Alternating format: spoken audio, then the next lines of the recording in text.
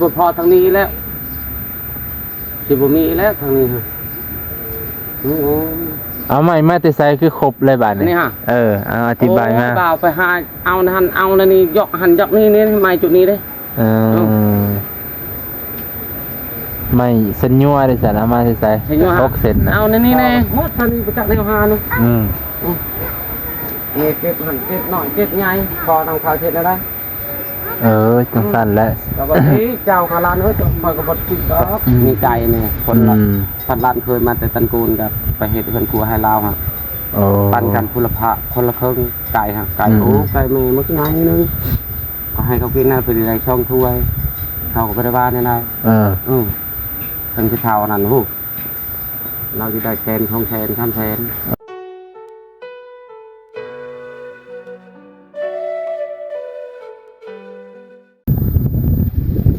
สบายดีพ่อพี่น้องลูกป่าเบิดสุขสุขคนที่เคารพเช่นเก่าเช่นเคยยินดีต้อนรับเข้าสู่ช่องบ่าวนงเด้อพ่อแม่พี่น้องมื้อนี้บ่าวนงก็มาเยี่ยมลุงดอนคือเก่าพ่อแม่พี่น้องนะมาเบิ่งเพื่อนของเพิ่นว่าคืบหน้าไปฮอดไสแล้ว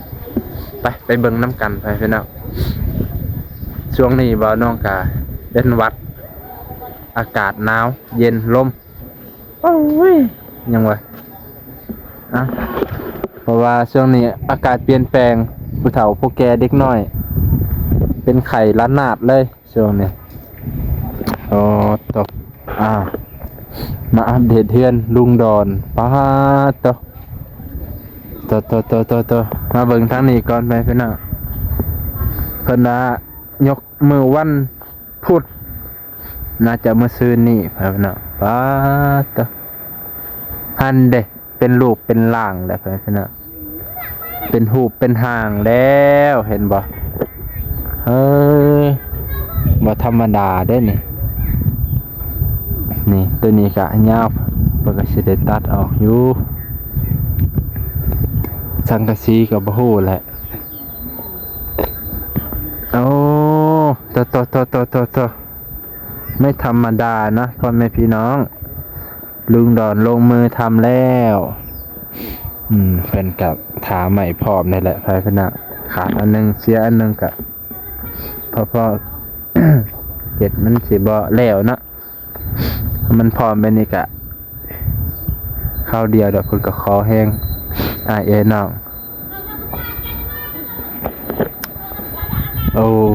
เส้นยั่วเพิ่นสัญญัว6เซนเพิ่นเอามาแต่ใส่เนาะนี่จะมาถามเพิ่นกันไม้แท้นี้เบิดได้เพิ่นเอาเก็บมาใส่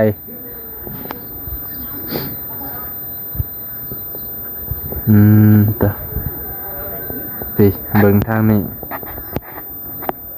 เป็นจังได้เพิ่นเอาถือว่าสำเร็จเลยเด้นี่ยังได้แต่มุ้งเลยนี่มุ้งแล้วบัดไม่ตรงได้บัดนี้เด้อไม่ตรงกับแป้นไปพี่น้อง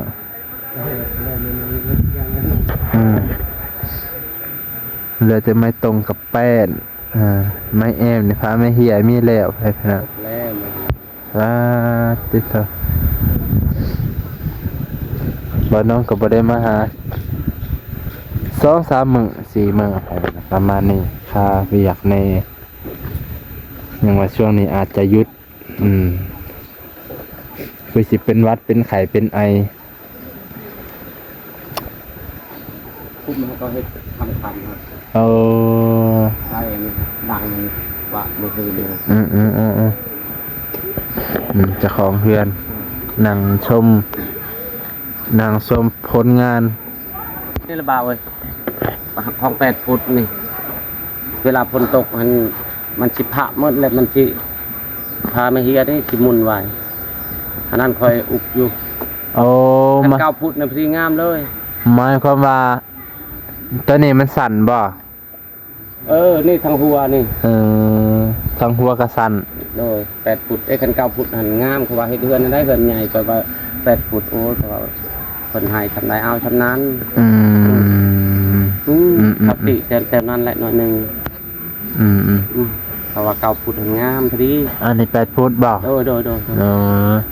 คันเก่า 8 ฟุตนี่มันชุดเลยบ่ บ่ชุดได้ป่ะเคินน่ะ เคิน เคินแล้วยังว่า เคินนี่ประมาณพอดีกับเสาบ่หรือจังได๋ มันติดกับเสาหน่อยนึงลื่นเสาหน่อยนึงพอดีคนมาพระใส่กับมันสิเปียกหมดเลยไม่เหี่ยนี่มันสิเปียกแล้วมันลายเถื่อกับมันเปื่อยคันเก่าพุทธงามมันเอื้อมคัก มันสิออกมาเลื่อมๆมาหน่อยนึงเนาะ โดย คันเก่าพุทธงามพอดีงามเขาว่าจะคอยเทได้8 ฟุตนี่คือเราก็สิตัด ตัดเครื่อง ตัดเครื่องให้เท้านี่ครับเสือลงอีกมันชุดทางหัวฮะจะเห็นได้จะสิบพอทางนี้แล้วสิบมีแล้วทางนี้ฮะ เอาใหม่มาแต่ใส่คือครบเลยบาดนี้ นี่ฮะ เอาอธิบายมา เปล่าไปหาเอาหันเอาแล้วนี่ยกหันยกนี่ไม่จุดนี้เลย ไม่เส้นยั่วได้สั่นเอามาแต่ใส่6 เซนนะ เอานี่แน่เอาพวกนั้นแน่โตเอาจะชื่อเนี่ยเพิ่นก็ขายให้พอดีเป็นให้อีกเพราะว่าเจ้าเฮ็ดเฮือนแล้วเลยชานั้นก็ให้ข้ออีกติดนี่ก็บ้านได้ตัวนี้ได้จากคนพาให้บ่อันใดนี่เส้นยั่วตัวนี้ได้ป่ะนี่แหละอันนี้อันนี้ฮะว่าแล้วนี่ตัวเทิงสิ ตัวเทิงน่ะที่ยั่วนี่ฮะบ่ของคอยมาแต่บ้านนั่นเด้ทำอันนั่นเด้จากทากแล้วก็ทากเอาเลยโดยมันใหญ่เพิ่นเนาะมันใหญ่ให้เขาทากคุมให้เขาทากวานนี่ฮะคือนี่ฮะตัวนี้ก็เปลี่ยนเลยเนาะบัดนี้โดยเปลี่ยนนี่แหละแน่นเลยตัวนี้นี่มัน5แล้วตัวนี้ยังถึงสิเก่าด้วยกันเนี่ยตรงกับแป้นเลยนะโอ้คันใดแป้นกับตรงเลยโอเคแล้วยังได้ตรงกับแป้นโดยโตแล้วตรง6 โตเบื้องละคำได้เลยครับได้เลยได้ซองเลยหรือเปล่านี่ป่ะได้เลยซองมาต่อนี่เด็ดไม่ตรงให้พี่น้องตัวนี้มันยาวเลยเฮาต่อตัวนี้กับตัวนี้นี่อันนึงไม่ใช่ทีดอกยังได้ยังเหลือ3ยังได้3เนาะทางนี้จะทีได้เปล่ายังได้4ได้ละ2ได้4ทีโตตัวนี้ไม่ใช่เรื่องราคาโอ้เซ็นแล้วจะพันนานเลยโอ้ยจะนี่กะ50ใช่คือกันอะไรบ้างไปแบกวังนึงนี่โลนี่จะมาคือกันติดนี่เขาเพราะว่าคอได้คืนก่อนพอเขาได้คืนคน3นี่อันนี้ก็ปูห้องนึงกัน ปูไปได้นอนห้องนึงโอ้คันว่ามีเนี่ยแอมกับเจ้าเอ๋ยเจ้าว่านอนตากลมหมดแล้วนั่นแหละจังหวะเจ้าพี่น้องเนาะนี่ค่ะลุงเพิ่นก็ราคาแต่ไม่ตรงกับแป้นเขาสิเอาคันมั่งตัวเก่ากับจังใดสิว่าก็คือเก่ามั่งก็คือเก่าเนาะทำได้มั่งก็ดีกว่าอย่าเอาแล้วเธอเดียวจะเอาคุณนอนเธอเดียวแบบให้แน่ให้มันครบเลยคันบ่ครบเลยสั่นก็สิได้ก็สิบ่ได้มากคือเก่าเนาะมุ้งก้อนนี่ก็บ่ได้บ่ได้อยู่ได้แต่เบื้องเดียวมันได้แต่ครั้งนี้บ่คันมุ้งก็ได้แต่ครั้งนี้เพิ่นบ่ครั้งนั้นสังกะสีบ่พอ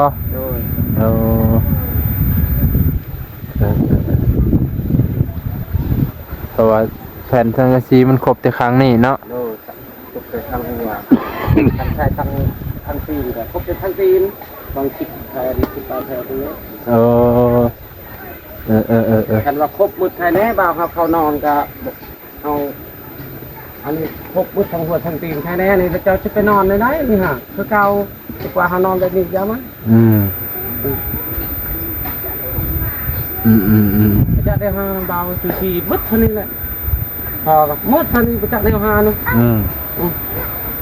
นี่เก็บหันเก็บหน่อยเก็บใหญ่พอทำข่าวเสร็จแล้วได้จังสั่นแหละแต่วันนี้เจ้าคาราเนื้อจะคอยกับบทปิดดอก แต่ทำนี้แหละคือคนใดกันเพื่อทำนี้แหละ สู้ไป โดย สู้ไปเรื่อยๆ น้องแค่นี้ลูกหลานแท้ๆเด็กกับผู้อื่นเขาบอกเฮ็ดให้เจ้าหรือเขาคนนั้นยังประมาณได้ช่องแชนทำแชนคุณน้ำคอยไก่เบื้องนึงคือกับพาลานกินฮะเขาก็ไม่ได้ว่าในไหนเขาบอกเฮ็ดให้คนนี้ลูกหลานเองนี่แหละกับคนนี้แหละเราเสียชาต้องมุดให้เขาอ่ะมีเหล่ายาปาปิ้งโดยนี่ขนาดนั้นบ่คันมีปุ๊เล็กตะปูวานนี่ก็ทั้งมุงให้เรียบร้อยก่อนว่ามีเงินชื่อเล็กตะปูดินนะแต่ค่อยว่าโจกก็ตะปูกรุบนำบ่โดยคันนี้ก็มุงให้แล้วเข้าใจมุงแต่ห้องนี่ก็บ่ได้บ่แล้วบ่มันก็ตายแล้วมันจะทั้งวัวก่อนเนี่ยนะมุงแต่ห้องนี่ก็ได้ได้คือการฮะมันบ่จักอันนั้นบ่ามันเคินเนาะแสดงว่าแผ่นหนึ่งก็ต้องตัดบ่อันนั้นแรกเขายังบ่ทันเว้ากับลานเพิ่นขมุงเพิ่นเขาไว้เทศได้คันบ่ตกข่าวที่ข่าวนี่เฮาเอาลงอีกให้มันสุดเจ้าตัวนั้นเอาลงให้มันสุดจ้ะเนาะจะมันเอื้อมแน่คันเจ้าเฮ็ดผู้ดุเวลาคนมาหันชะหันก็เตรียมข้าวนั่นครับพี่น้องเพิ่นก็อยากให้ลงให้มันสุดนั่นแหละให้มันออกประมาณ20-30โดยนะคันบ่ลงก็มันสิสั่นกุดุดนะครับ